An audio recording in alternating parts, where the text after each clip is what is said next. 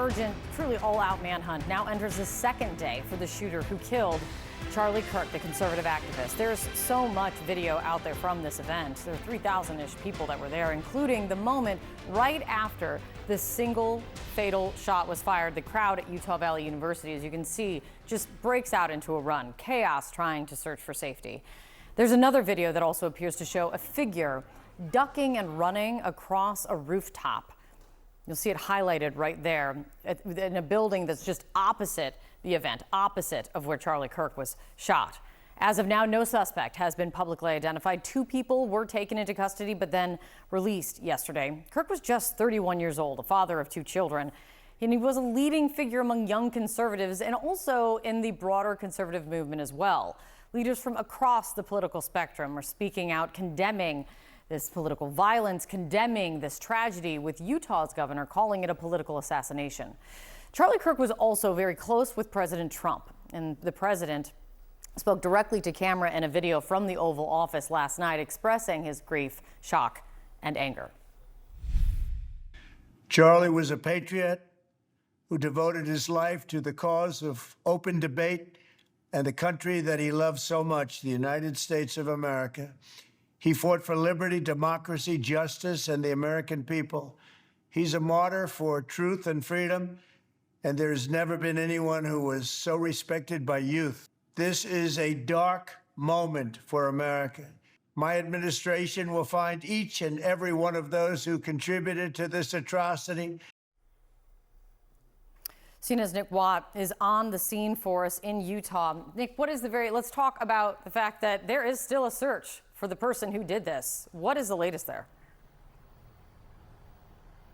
Well, Kate, it is coming up on 17 hours now since Charlie Kirk was shot, that single bullet, as you mentioned, on this campus here in Utah. And as one analyst told us, time just means the ability to get further away for that suspect. Now, as you mentioned, 2 people were detained, questioned, and released. According to the governor, he believes they are looking for one person. He calls this a political assassination and intimated that if this person is caught, the death penalty could be sought in this case. Now, we are told by Utah officials that crime scenes, there are now multiple crime scenes based, we're told, on where the suspect and the victim traveled. Now, I want to take you through what we know. We have some video that was shot from inside a building in the immediate aftermath of that shot. You see people running. Of course, when one shot is fired on a campus in this country, people suspect a campus shooter. They suspect that there will be more rounds fired. There were not.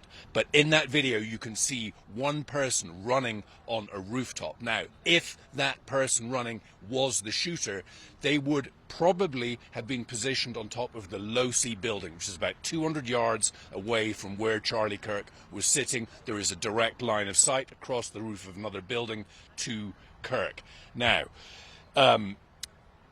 that building, the Losee building, is connected to another building by an elevated walkway. It is easy to access. There's just a railing that somebody could jump over. And in the hours after the shooting, there was police tape, police activity on that roof. So that is where we suspect that the shot was fired from. At about 12:36, so maybe 15 or 16 minutes after the shooting, an officer called in a description of a suspect. He's wearing jeans, black shirt, black mask, long rifle, described as being on top of a building. Now, we also heard from Utah officials that they do have some security camera footage of the person they believe to be the suspect, but those officials were eager to point out that that video is perhaps not of the best quality. So that is what we are working with now. And listen, people who were at this event said there was security, sure, but there was more security for somebody rushing at Kirk with a knife, not necessarily somebody shooting from 200 yards away from the top of a building. Kate. Nick Watt, thank you for being there. Really appreciate it. John. All right, with us now, CNN senior law enforcement analyst, former FBI Deputy Director Andrew McCabe. Andy, nice to see you this morning. As Nick points out, 17 hours now into this manhunt. What needs to be happening in order to catch this perpetrator? Yeah, so first of all, John, you're absolutely right to start with the clock. The clock is not your friend if you are in the middle of this investigation. As Nick mentioned, every hour that goes by, the killer gets further away, has a better opportunity to seek shelter, support, things like that, and of course to travel. So what needs to be happening, there are kind of two fronts on this investigation right now. There's, of course, the crime scene, and they're going to want to exploit every aspect that they possibly can for investigative leads. The most important location being, of course, where we think the shooter delivered those rounds from. They may still be thinking that that location is the roof, the part of the roof that we saw taped off. And if that's the case, they'll be going over it with a fine-tooth comb.